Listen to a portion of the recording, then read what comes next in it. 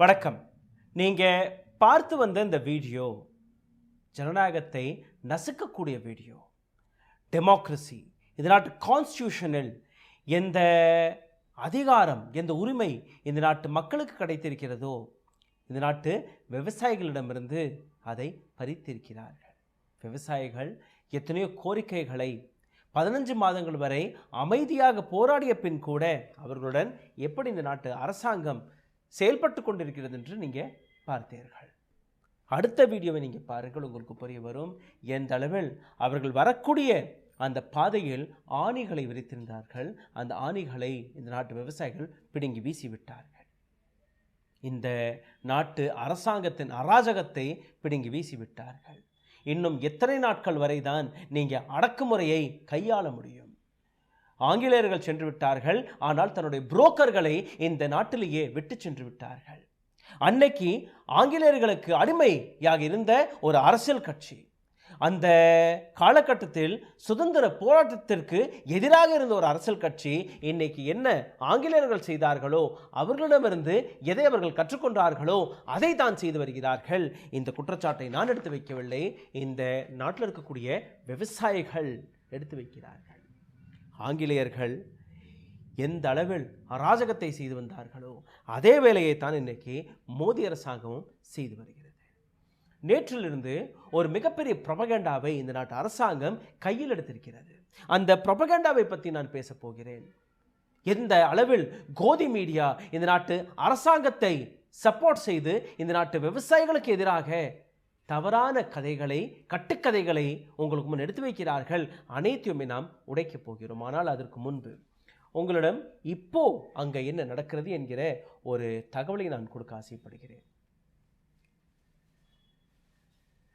ஹரியானாவின் chief minister Manohar Lal cutter, பிஜேபியின் Manohar Lal cutter கொடுத்த ஒரு பிரஸ் மீட். இதில் அங்கே இருக்கக்கூடிய பத்திரிகையாளர்கள் கேள்வி கேட்டிருக்கிறார்கள். எப்படி இந்த கண்ணீர் குண்டுகளை, ரப்பர் குண்டுகளை வைத்து இந்த நாட்டு விவசாயிகளை தாக்கியிருக்கிறீர்கள்? யார் உங்களுக்கு இந்த உத்தரவாதத்தை கொடுத்தது? யார் உங்களுக்கு இந்த சப்போர்ட்டை கொடுத்தது? எந்த சட்டத்தில் எழுதியிருக்கிறது இந்த நாட்டு விவசாயிகள் டெல்லியை நாடி போகக்கூடாது என்று? அதற்கு அவர் கொடுத்த பதில், டியர் கேஸாக இருக்கட்டும் அல்ல ரப்பர் குண்டுகளாக இருக்கட்டும், இதை பொலிட்டிசைஸ் ஆக்காதீர்கள். இது எந்த அரசியல் கட்சியும் இந்த முடிவு எடுக்கவில்லை. இந்தியாவில் இருக்கக்கூடிய லா அண்ட் ஆர்டரை காப்பாற்றுவதற்காக செக்யூரிட்டி ஏஜென்சிகள், இராணுவம், போலீஸ் இதை தானாகவே முன்வந்து செய்திருக்கிறது. மக்கள், சாதாரண மக்கள், விவசாயிகளுடைய இந்த போராட்டத்திலிருந்து மிகப்பெரிய அளவில் பாதிக்கப்பட்டிருக்கிறார்கள். அதனால் செக்யூரிட்டி ஏஜென்சிகள் இந்த வேலையை பார்த்தது. நாங்கள் எந்த விதமான ஆர்டர் எல்லாம் கொடுக்கவில்லை. ரப்பர் குண்டுகளை வைத்து நாங்கள் தாக்க சொல்லவில்லை. ஆகாய வழியாக அந்த கண்ணீர் குண்டுகளை போடுவதற்கு நாங்கள் எந்த அனுமதியும் கொடுக்கவில்லை. இது அவர்களாகவே செய்திருக்கிறார்கள். ஒரு மாநிலத்தின் சீஃப் மினிஸ்டர் எந்த அளவில் சீப்பாக வேலை பார்க்கிறார், எந்த அளவில் பொய்களை, கட்டுக்கதைகளை குறித்து வருகிறார் என்று நீங்கள் உணர வேண்டும், பார்க்க வேண்டும். People are fed up with the disruption. Haryana chief minister கொடுத்த இந்த தகவல். இது மட்டுமல்ல, அவர் ஃபர்தராக என்ன பேசுகிறார் என்றால், ஹரியானா அரசாங்கத்தை நோக்கி இந்த படை வரவில்லை, ஹரியானா அரசாங்கத்திடம் எந்த விதமான கோரிக்கையும் இல்லை. இது நேரடியாக மோடி அரசாங்கத்தை பார்த்து தான் இந்த கேள்விகளை கேட்க போகிறார்கள் விவசாயிகள். இதற்கான முடிவை மோடி அரசாங்கம் தான் எடுக்க வேண்டும். அப்போ எதற்காக நீங்கள் தடை போட்டு வைத்திருக்கிறீர்கள்? ஹரியானா வழியாக, பஞ்சாப்லேருந்து ஹரியானா வழியாக தான் டெல்லி செல்ல வேண்டும். அப்போது ஹரியானாவில் நீங்கள் அவர்களை வரவிட மாட்டேன், அவர்களை எப்படியாவது தடுத்து நிறுத்துவேன் என்று நிற்கக்கூடிய நீங்கள் தான் இன்னைக்கு கூறுகிறீர்கள் எங்களுக்கும் விவசாய போராட்டத்திற்கும் எந்த விதமான சம்மந்தமும் இல்லை என்று. சரி, மனோகர் லால் கட்டர் பேசிய இந்த வார்த்தை ஒரு பக்கம் இருக்கட்டும். இன்னொரு விஷயத்தை நீங்கள் பாருங்கள். நேற்றிலிருந்து இந்த நாட்டில் இருக்கக்கூடிய கோதி மீடியா எடுத்து வைக்கக்கூடிய ஒரு மிகப்பெரிய ப்ரொபகேண்டா. இந்த ப்ரொபகேண்டாவில் அவர்கள் பேசக்கூடிய விஷயம், எம்எஸ்பியை இந்த நாட்டு அரசாங்கம் ஏற்றுக்கொண்டு விட்டதென்றால், எம்எஸ்பி விலையில் இந்த அரசாங்கம் பொருட்களை வாங்க தொடங்கிவிட்டால் இந்த நாட்டு அரசாங்கத்திற்கு எதிராக, அரசாங்கத்தின் மீது 11 லட்சம் கோடி ரூபாய்க்கான பாரம், அதிக பாரம் ஏற்பட்டுவிடும். அப்போ இதற்கான உண்மை என்ன? இதை நீங்கள் பாருங்கள். இந்த ப்ரொபகேண்டா எந்த அளவில் பரப்பப்படுகிறது. பிஜேபியின் தலைவர்களாக இருக்கட்டும், கோதி மீடியாவின் ஆங்கர்களாக இருக்கட்டும், இப்போ அவர்களெல்லாம் பிஜேபியின் ஸ்போக் பர்சனாக மாறிவிட்டார்கள். அவர்களுடைய பொய்யை உடைக்க பார்க்கலாம் பாருங்கள். இந்த பதிவில் எப்படியெல்லாம் பிஜேபி மிஸ்லீட் செய்து கொண்டிருக்கிறது என்று நீங்கள் புரிந்து கொள்ள இருக்கிறீர்கள். First of all, the government only buys a portion of agricultural produce is for its buffer stock. அரசாங்கம் ஒரு குறிப்பிட்ட அளவில் மட்டும்தான் எம்எஸ்பி விலையில் அந்த பொருட்களை வாங்கிறதே ஒழிய, அதுவும் பஃபர் ஸ்டாக் செய்வதற்காக வாங்குறதே ஒழிய வேற எதுவுமே வாங்குவதல்ல. அப்போ யார் இதெல்லாம் வாங்குறது? அனைத்தையுமே அடானி போன்ற நபர்கள், அம்பானி போன்ற நபர்கள், மீதம் இருக்கக்கூடிய ஸ்டாக்கிஸ்ட்கள் அடிமாட்டு விலைக்கு விவசாயிகளிடம் அந்த பொருட்களை வாங்கிவிட்டு அதை ஸ்டாக் செய்து வருகிறார்கள்.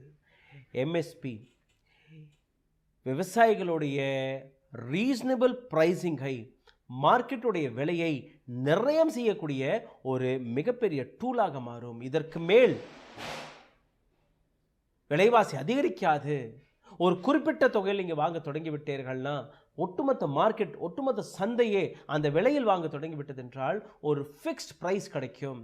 அடானி போன்ற நபர்கள் அடிமாட்டு விலைக்கு வாங்கிவிட்டு அதை சந்தையாக்கும் போது அந்த பொருளை பல்வேறு மடங்கு அதிக விலைக்கு விற்க மாட்டார்கள். இன்ஃப்ளேஷன் அதிகரிக்காது. அதற்காக எம்எஸ்பி தேவை என்று எழுதியிருக்கிறார்கள். இந்தியா ஒரு அக்ரிகல்ச்சரல் மார்க்கெட், ஒரு லேண்ட். இங்கே இருக்கக்கூடிய 60% மக்கள் இதே விவசாயத்தை நாடிதான் இருக்கிறார்கள். ஆனால் இந்த இடத்தில் இன்பர்ஃபெக்ட் மார்க்கெட் ஸ்ட்ராட்டஜிக்கள் இருக்கிறது. ஒரு மாநிலத்தில் ஒரு விலையாக இருக்கும், ஒரு டிஸ்ட்ரிக்டில் ஒரு விலையாக இருக்கும், இன்னொரு இடத்திற்கு போனீர்கள்னா அங்கே ஒரு விலையாக இருக்கும். இந்த மார்க்கெட் ப்ரைஸை ஸ்டெபிளைஸ் செய்வதற்காக எம்எஸ்பி தேவை. ஆனால் இந்த நாட்டு ஊடகம் எடுத்து வைக்கக்கூடிய விஷயம், எம்எஸ்பி எல்லாம் தேவையல்ல, அது வந்துருச்சுன்னா விலைவாசி உயர்ந்துவிடும். மார்க்கெட்டை ஸ்டெபிளைஸ் செய்வதற்காக எம்எஸ்பி தேவை. இதை அவர்களுக்கு யாரும் எடுத்து கூறவில்லையோ. The price intervention is essential for improving market and stabilizing the prices. MSP is the lowest price and guarantee market value higher than the lowest price. MSP ஒரு மினிமம் சப்போர்ட் பிரைஸ் மட்டும்தான். இதை வைத்து மார்க்கெட்டில் நடக்கக்கூடிய விலைவாசியை உங்களால் கண்ட்ரோல் செய்ய முடியும். இதை நீங்கள் எப்படி பார்க்கிறீர்கள்? இந்த நாட்டு கோதி மீடியா எடுத்து வைக்கக்கூடிய அந்த பொய்களை நீங்கள் எப்படி புரிந்து கொள்ள இருக்கிறீர்கள் எனக்கு தெரியவில்லை. MSP ensures that no grains are sold at huge losses due to the price drop. This saves farmers from tremendous income drop in the price. ஒரு விவசாயிக்கு அதிக நஷ்டம் ஏற்படாதபடி எம்எஸ்பி அதற்கான எஷூரன்ஸை கொடுக்கிறது. எம்எஸ்பி அதற்கான ஷியூரிட்டியை கொடுக்கிறது. இதற்கு கீழே உங்களிடம் நாங்கள் பொருட்களை வாங்க மாட்டோம். அதற்கு அரசாங்கத்தின் மீது 11 லட்சம் கோடி ரூபாய் அதிக பாரம் ஏற்பட்டுவிடும் என்று கூறக்கூடிய இதே கோதி மீடியா, அரசாங்கம் அனைத்து பொருட்களையுமே வாங்குவதல்ல, அரசாங்கம் வெறும் ஒரு சிறிய பங்கை மட்டும்தான் வாங்கி வருகிறார்கள். 1,50,000 கோடி ரூபாய்க்கு மட்டும்தான் அந்த பொருட்களை வாங்குகிறார்களே ஒழிய அனைத்து பொருட்களையுமே அவர்கள் வாங்குவதல்ல. அப்போ இதை சட்டமாக கொண்டு வந்தீர்கள்னா வியாபாரிகள் மீது ஒரு பிரைஸ் கிளாக் அங்கே ஏற்பட்டுவிடும். அந்த பிரைஸ் கிளாக்கை நீங்கள் பார்க்கும்போது அந்த இடத்துல இருந்த வியாபாரி விவசாயிகளை ஏமாற்றி குறைந்த விலைக்கு அந்த பொருட்களை வாங்க முடியாது. எந்த எம்எஸ்பி விலை ஃபிக்ஸ் செய்யப்பட்டிருக்கிறதோ அதே விலையில் அவர் வாங்குவார். உதாரணத்திற்கு நான் உங்களுக்கு ஒரு சார்ட்டை எடுத்து காட்டுகிறேன். இந்த சார்ட்டை பார்த்தீர்கள்னா தமிழ்நாட்டை எடுத்துக்கொள்ளுங்கள். இங்கே இருக்கக்கூடிய பல்வேறு டிஸ்ட்ரிக்ட்களில் இந்த ப்ரைஸ் டேகை நீங்கள் செக் செய்து பாருங்கள். இன்னைக்கு நெல்லுடைய விலை, ஒரு குவிண்டல் நெல்லின் விலை 2183 ரூபாய். ஒரு மூட்டை நெல் கொடுத்து பாருங்கள். ஒரு மில் இருக்கோ இல்லை ஏதோ ஒரு இடத்துக்கோ நீங்கள் ஃபோன் செய்து பாருங்கள். 1300-400 ரூபாயை தாண்டி எந்த வியாபாரியும் உங்களிடம் அந்த நெல்லை வாங்க மாட்டார்கள். அப்போது கோதுமையோடைய விலையும் பாருங்கள். கோதுமை இன்னைக்கு மார்க்கெட் ப்ரைஸ் ஒரு குவிண்டல் 2275 ரூபாய். ஆனால் நீங்கள் மார்க்கெட்டில் கால் செய்து பார்த்தீர்கள், உங்களுக்கு புரிய வரும் 1200-1300 ரூபாயை தாண்டி யாருமே உங்களிடமிருந்து இந்த பொருட்களை வாங்க மாட்டார்கள். அப்போ எம்எஸ்பி எவ்வளோ முக்கியமாக இருக்கிறது என்று நீங்கள் பார்க்க வேண்டும். Farmers won't forced to sell big stockists at a lower cost. MSP இருந்தால் ஒரு மிகப்பெரிய கார்ப்பரேட்டிடம், வியாபாரிகளிடம் எம்எஸ்பி விலைக்கு விற்க முடியாமல் ஏதோ ஒரு அடிமாட்டு விலைக்கு இது அப்படி சட்டமாக மாறிவிட்டால் அதை விற்க மாட்டார்கள், விவசாயிகள் விற்க மாட்டார்கள். ஸோ எம்எஸ்பி மிக முக்கியமானது. Modi government does not care that unfair price increased for loan burden on farm and large number of farmers who commit suicide. Modi அரசாங்கம் எந்த விதமான கவலையும் படுவதில்லை. விவசாயிகள் தற்கொலை செய்து கொண்டால் என்ன, அவர்கள் மீது அதிகபட்ச கடன் சுமை வந்தால் என்ன, நாங்கள் கவலைப்பட மாட்டோம். மன்ரேகாவும் இதில் ஒரு மிக முக்கியமான ரோலை ப்ளே செய்கிறது. மன்ரேகா 100 நாள் திட்டம். இதற்கு முன்பு நீங்கள் பார்த்தீர்கள்னா ஒரு 200-250 ரூபாய் அவர்களுக்கு கூலியாக கிடைத்து கொண்டிருந்தது. இப்போ இந்த மன்ரேகா திட்டம் வந்துவிட்டால் நேரடியாக அவர்களுடைய வேஜஸ் அதிகரிக்கும். கிட்டத்தட்ட 700 ரூபாய் ஒரு நாளைக்கு அவர்களுக்கு கிடைக்கும். இது ஜாப் செக்யூரிட்டிக்கான இன்னொரு ப்ராமிஸையும் இந்த நாட்டு மக்களுக்கு முன் எடுத்து வைக்கும். 2005ஆம் ஆண்டிலிருந்து 2011ஆம் ஆண்டு வரை கொஞ்சம் கொஞ்சமாக வருடம் ரூரல் வேஜஸ் அதிகரித்ததற்கான காரணம் இதே மன்ரேகா 100 நாள் திட்டம். இன்றைக்கி நீங்கள் கிராமப்புறங்களில் போய் பாருங்கள், அவர்களுக்கு கிடைக்கக்கூடிய வருமானத்தில் ஒரு மிகப்பெரிய பங்கை இந்த 100 நாள் திட்டம் எடுத்து வைத்திருக்கிறது.